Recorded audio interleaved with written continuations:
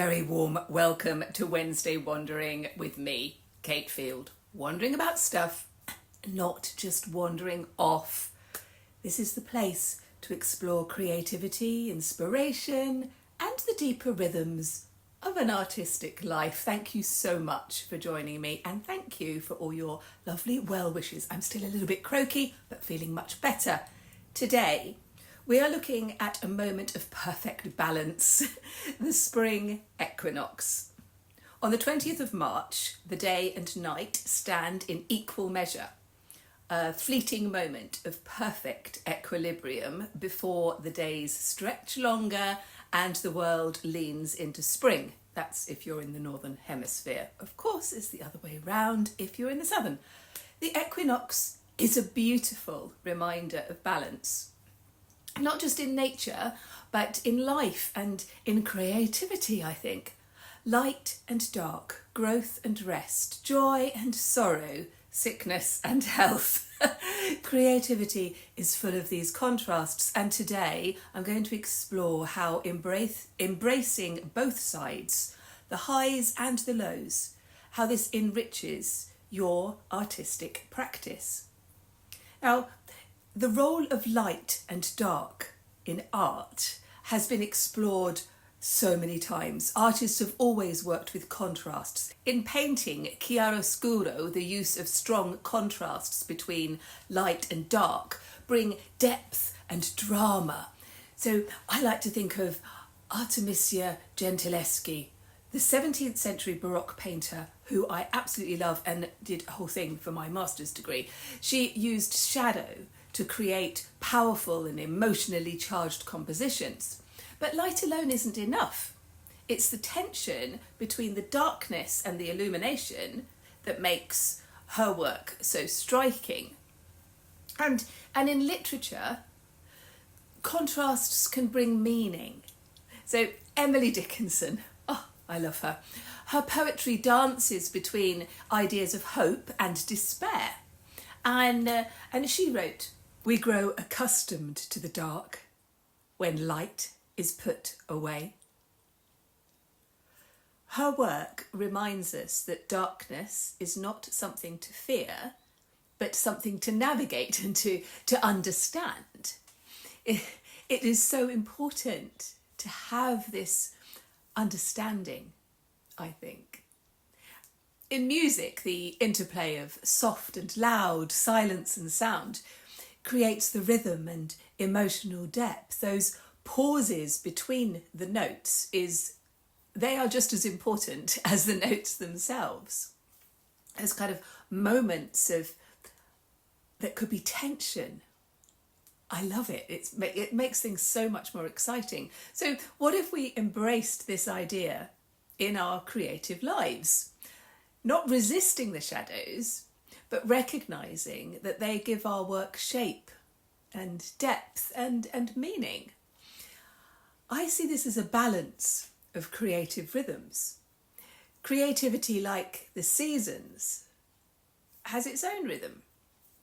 There are times of intense energy when inspiration strikes and we create almost feverishly the burst of new life in the spring. That kind of thing. We have tons and tons of ideas. We've just got to get them all out and everything is going really well. But there are also times when we pause, reflect and rest. And just as the world slows down in winter, we need to stop as well. Now, the poet Mary Sarton wrote beautifully about this. She wrote, "Without darkness, nothing comes to birth. As without light, nothing flowers."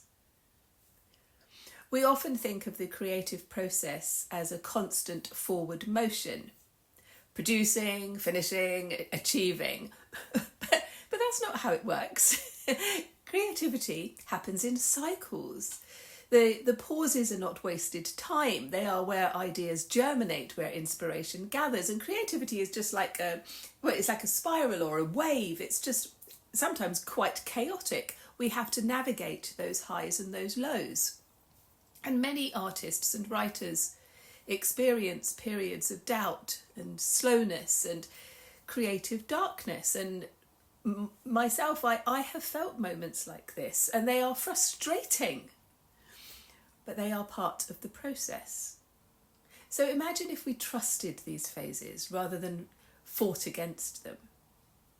Virginia Woolf, obviously I have to mention her, she spoke of the ebb and flow of creative energy.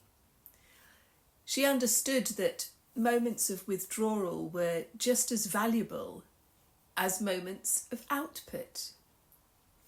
Agnes Martin, who I spoke about last time, she embraced stillness as essential to her art. She allowed herself space, not rushing, not forcing, letting her work emerge naturally. Excuse me. If we think of creativity like the balance of the equinox, we begin to see the necessity of both light and dark, both momentum and rest.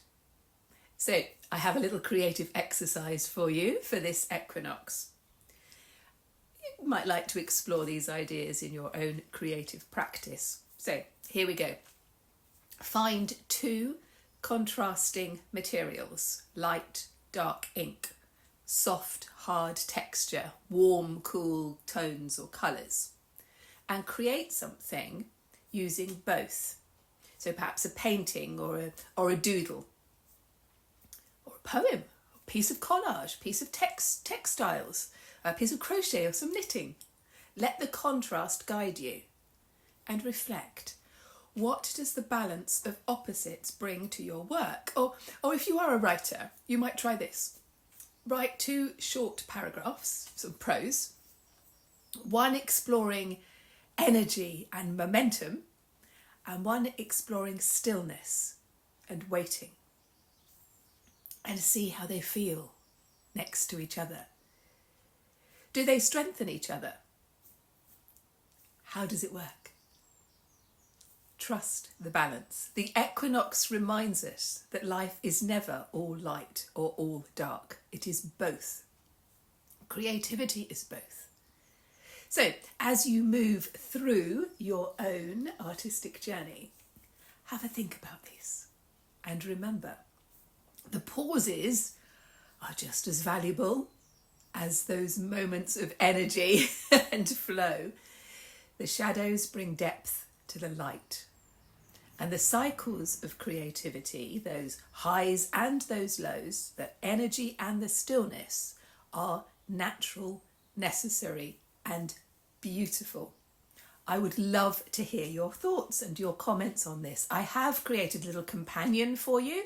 It's completely free. The link is below if you'd like to check that one out as well. And if you haven't liked and subscribed yet, that would be jolly nice. And again, thank you so much for your well wishes, and I am feeling very much better, and I will see you next time. Bye bye.